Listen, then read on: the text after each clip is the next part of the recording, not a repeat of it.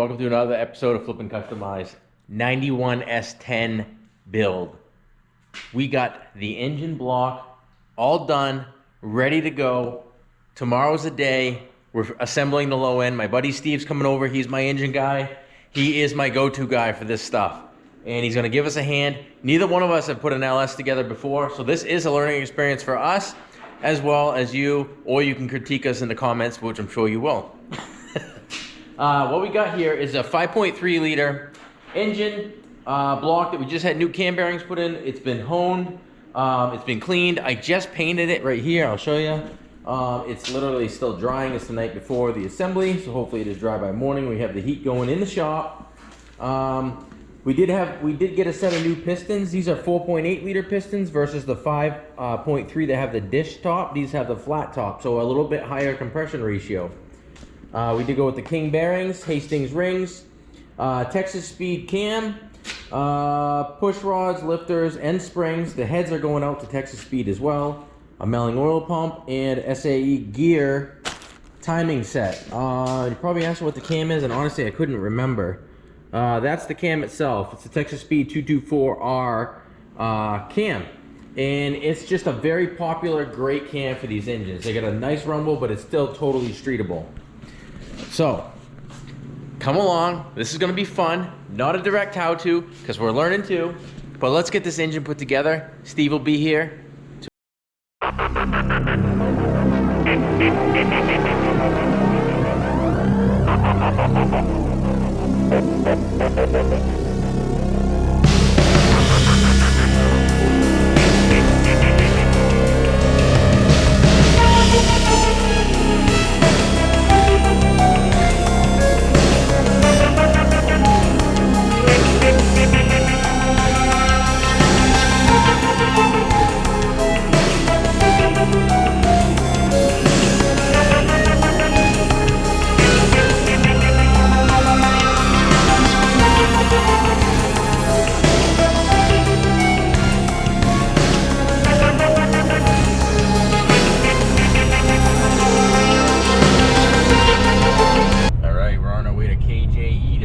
Engine parts.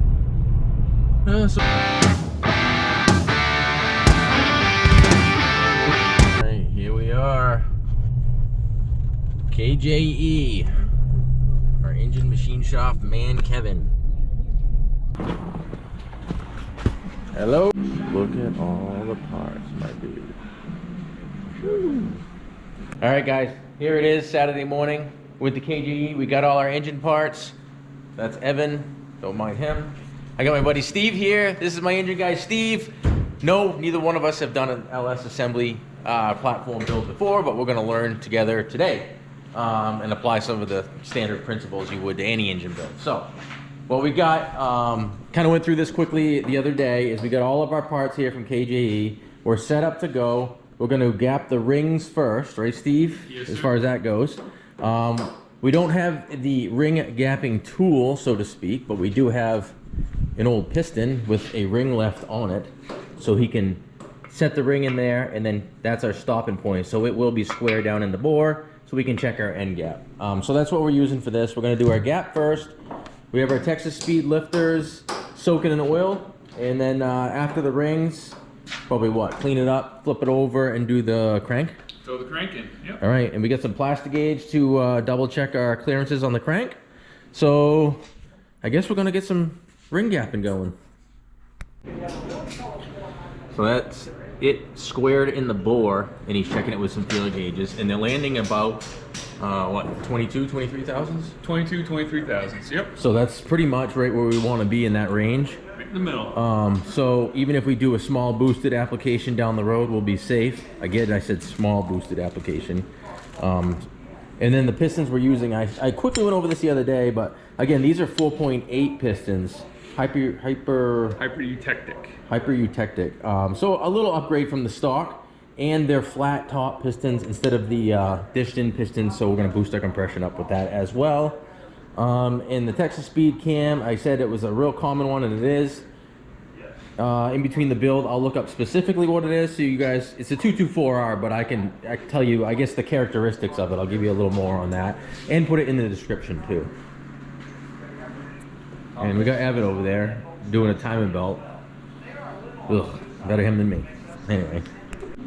All right, that is the cam and the part number in case I didn't show it earlier.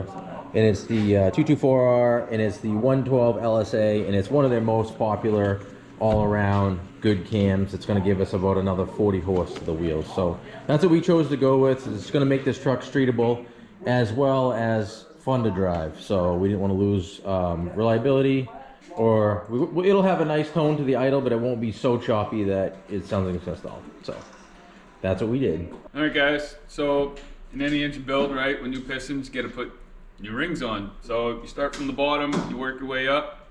First is your 3-piece oil ring. Usually put your expander in first. This makes it easier. This one you don't need a tool for because everything's thin and flexible. Then you have 2 keeper rings. And you just carefully Finagle it on there. spiral it around. So this is the lower one. And then as you grab another one. A nice thing about the Hastings rings too, every bag, every ring is labeled as Real well nice. as stamped as for which end is top. Yep, real nice kit. And you take the next one and you just make sure this one goes on top of your expander ring. And there's your oil control ring, all set, ready to rock and roll. Beautiful. Next one's your scraper ring. On your scraper ring, it is directional. As you see, there's no markings there. There's a nice top there. Make sure that goes top, or it'll be smoking like crazy when you fire the engine up. You're smoking like my son's Miata. And he is using the tool because it's a little bit easier than with your fingers and less chance of breakage. Yes. So you don't get it right. There you go. So there's your oil scraper ring. Now your compression ring is any direction you want because it's just a square cut ring. Beautiful. So repeat process again and put the ring on. So we're good, we're gapped, we got the rings on the pistons. I got the gasket surfaces cleaned up and we're gonna be flipping the block over next and not dropping, setting the crank bearings in and setting the crank in, and then we're going to be using this stuff here, the plastic gauge, on a few of them to check our clearances to make sure we're where we need to be. We've got the block flipped over now, so I'm going to go ahead while Steve's finishing up on the ring install on the pistons. I'm going to loosen all the fasteners and pull the caps off, get them out of the way, so we can go ahead and set our bearings in there, and then the crank and plastic gauge. So go ahead and take off. There's actually 6 bolts per cap. 2 straight down and then 1 on each side in the sides. So, and they are actually stamped from the factory, these ones here, so which is cool.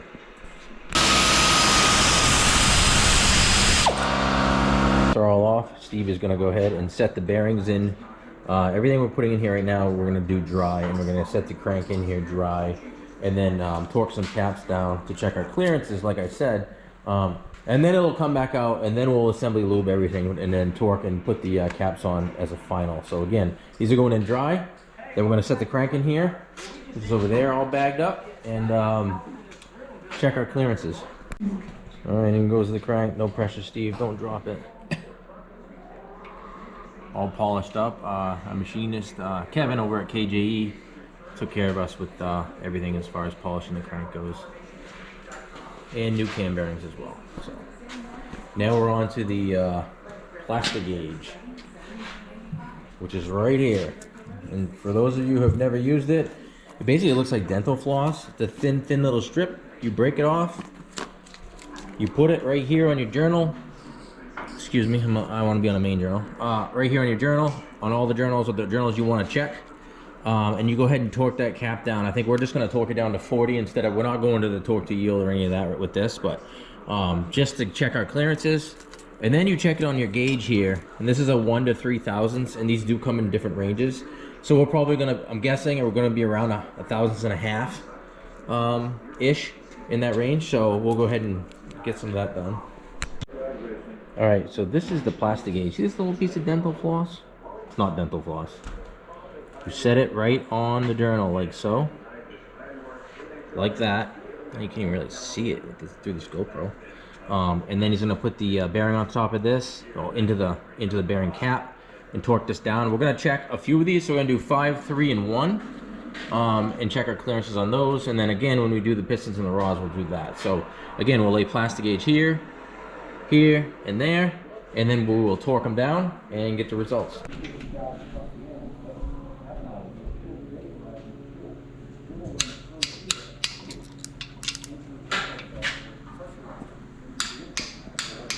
Doing this in a sequence of 2 steps. He's putting them all at 20, and again to the 40. We're not putting the side bolts in, just for the clearance check on the bearings.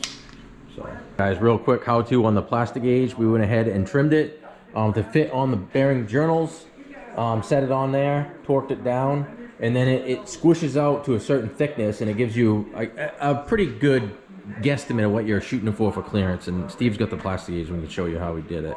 Sure, so right here, you got your scale, right? Thousandths, 1.5, 2, and 3 thousandths. And now you just line up on the scale to your plastic gauge, and whichever one lines up the best, that's what your number is. And we kind of went ahead anyway, but just to show you, come along, it is about 2 thousandths. About 2 thousandths. Which is good. Which is perfect. We can be happy living in that range. So, all right, we're gonna pull the crank back out. We're gonna go ahead and clean things up, lube it, set it back in, then we'll get into torquing the cap.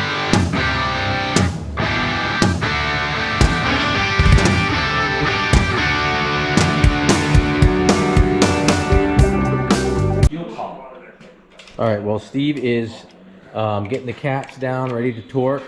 The side bolts themselves, we're gonna put a little adhesive sealant on here, just some regular old RTV just under the heads, because they have a tendency on the side of these to leak a little bit and weep, so that'll prevent that. So we'll go ahead and put these on as well, put the RTV on these and get these torqued in.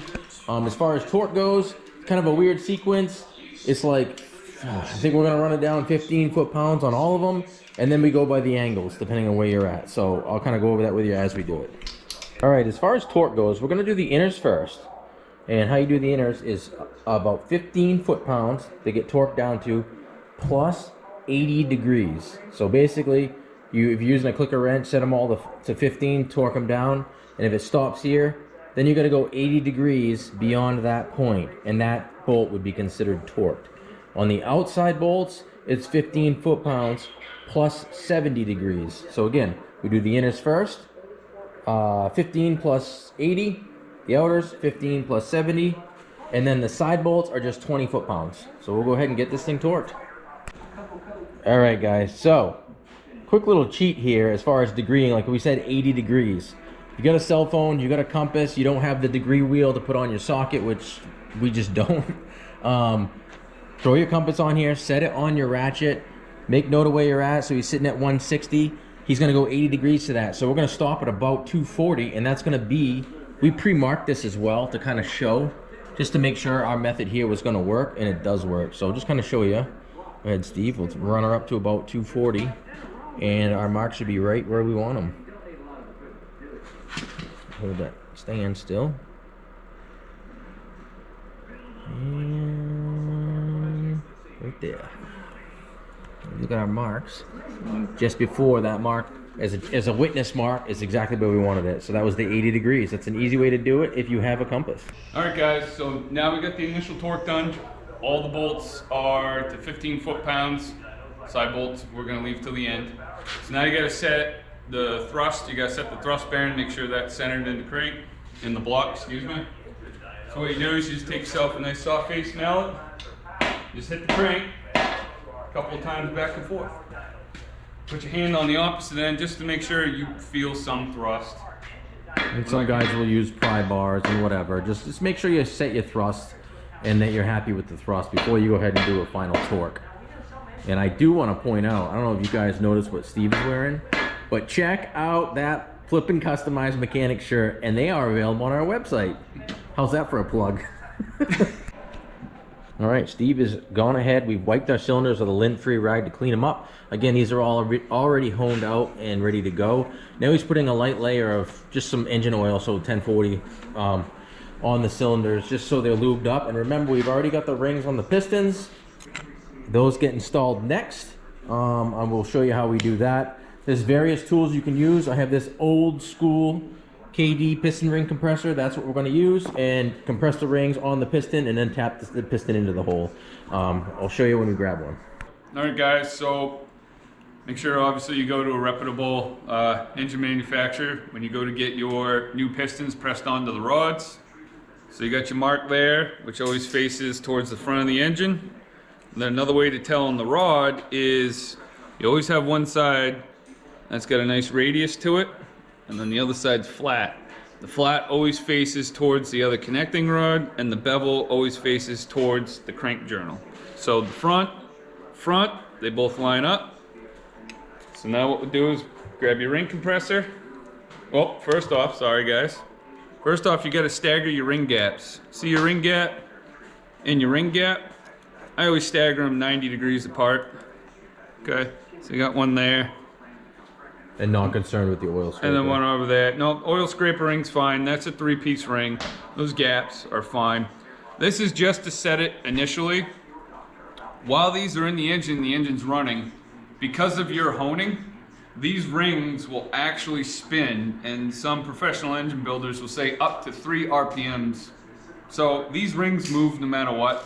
You just don't want the gaps lined up, so when you initially fire it up, you have a compression loss and it'll be hard to fire. So now, and there's all kinds of different spring compressing tools, but this just happens to be one that we're using here. the one we're using, which is fine. So then ring it. Presses it right in there. Presses it right in. And you guide it into the cylinder, and a little tap with a handle of a hammer or whatever you got. Just gotta be careful of the cylinder and underneath there, and just some tappage, and it should go right in. So we'll see if you can do it without my hand, and I might have to jump off here and help them out.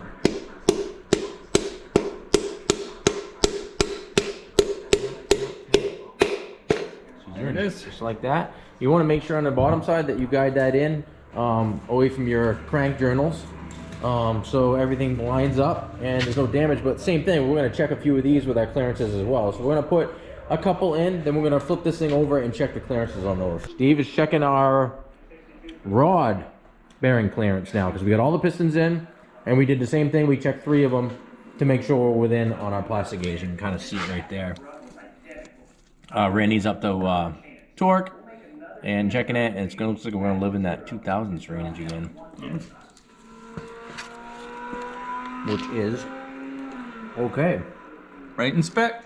All right, we're gonna go ahead and put the lube on the rest of them and caps on and torque these. The torque on these is again similar.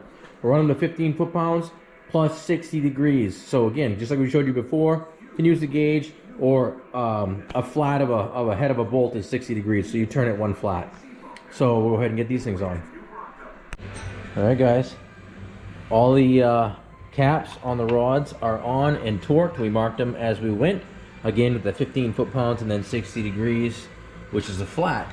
So our rotating assembly is torqued. Everything's torqued and in. We can do the oil pump and the cam now. Get this thing flipped back over. All right, here we are. We're getting ready to do the cam now. The rotating assembly is in. Aside from the cam, the main rotating assembly is in.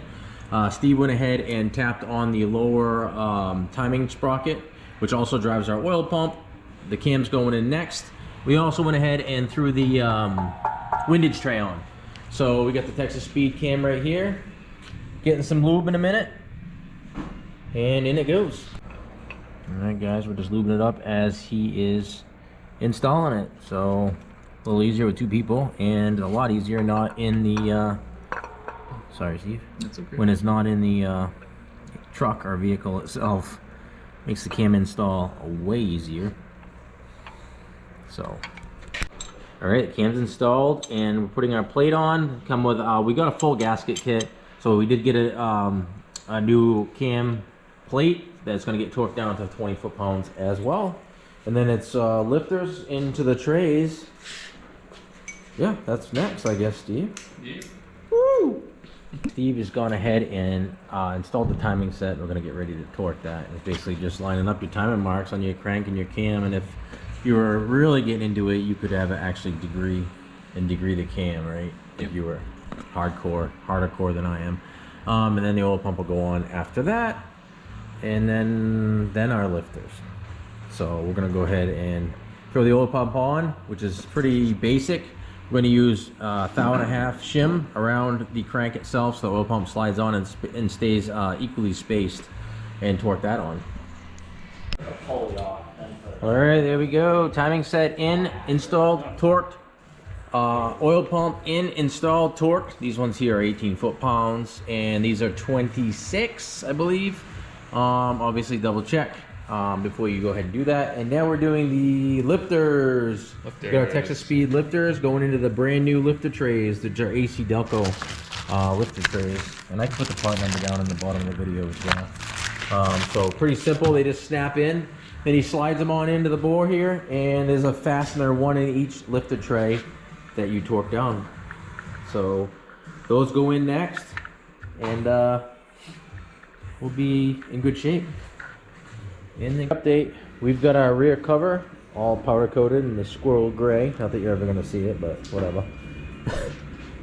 New gasket, gonna put the seal in there and pop that on. So we've actually taken the engine out of the stand, at least temporarily right now, to throw that rear cover on. So go ahead and pop the seal in the cover and the cover on the engine. All right guys, we're getting ready to install the cover, and Steve went ahead and installed the seal. And just a little side note, it looked different than the factory seal, and couldn't tell, honestly.